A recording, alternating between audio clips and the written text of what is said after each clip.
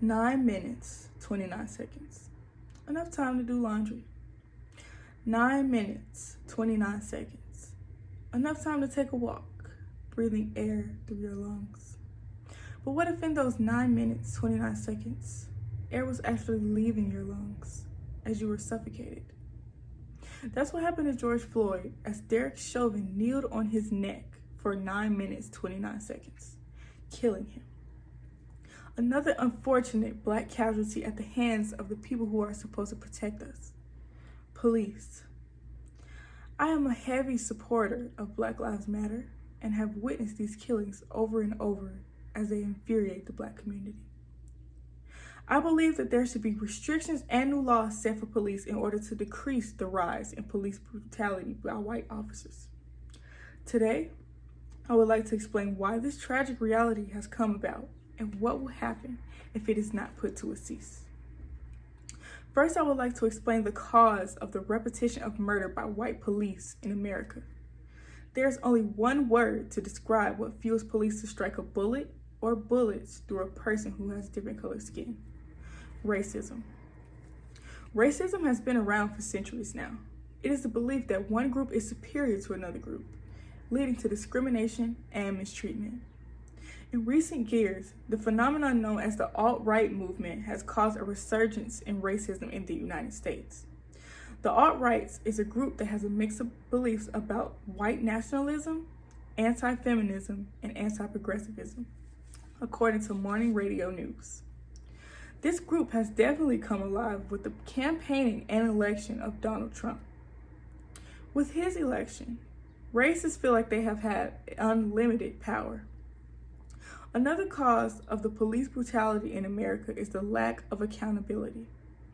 Journal author Zachary Newman explained that despite protections in the constitutions, Supreme Court case law, and use of force policies, legal endogeneity exposed the mechanisms that allow police to continue to maim and kill with impunity in a liberal democracy.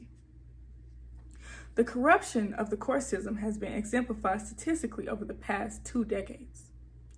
Newman explains that between 1995 and 2015, out of a total of 13,233 complaints against police, prosecutors declined to charge 12,703 of these civil rights violations, 96%. Moreover, there have been instances where police threatened the witnesses, survivors, and even judiciary in order to get them to drop all charges. Police departments also have generally failed to discipline officers when they abuse or overuse their ability to use force.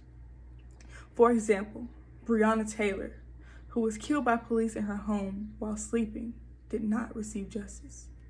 The grand jury did not charge Mattingly, who shot 6 times, and Cosgrove, who fired a total of 16 rounds, including what federal investigators determined to be the round that ultimately killed Taylor, according to journalist Brandon Booker. Now that I have explained why white police brutality has been constantly occurring, I would like to relay the effects of this disastrous wrongdoing. Police brutality will result in an increase of violence by the public toward authority and permanently damage the mental health of racial groups. Data from a police killings article in 2015 shows that the long-standing Black versus white excess risks, which despite declining over time, nationally remain 3.1 times higher. Fatal Encounters researchers conducted a study involving fatal police-civilian interactions. During the 6-year study period, Black men were killed at a rate of 1 per 100,000, Latino men were killed at a rate of 1 per 100,000, and white men were killed at a rate of 0.6 men per 100,000. These statistics are displayed through body cam footage, witness recordings, and news reports. This has led to mental health issues for people of color. Both children and adults can experience race-based traumas, which can have profound effects on psychological well-being and can also impact communities as a whole, according to Leah Metzger, researcher from Taylor University. There's an evident development of PTSD, depression, and predetermined fear because of police brutality. A simple traffic stop could possibly result in the loss of your life if you are a person of color.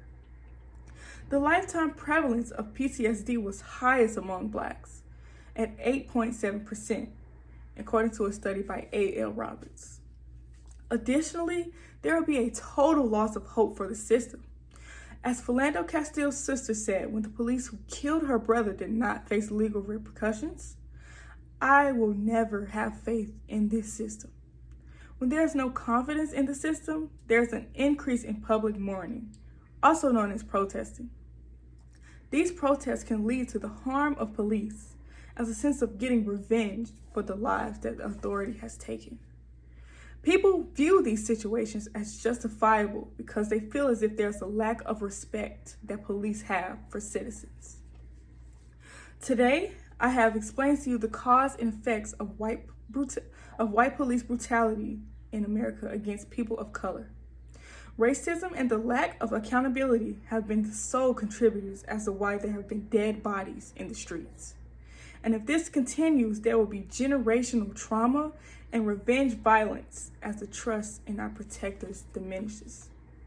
So, in the next traffic stop, will it be "I can't breathe" or the normal routine? A ticket fee or put your hands where I can see? Thank you.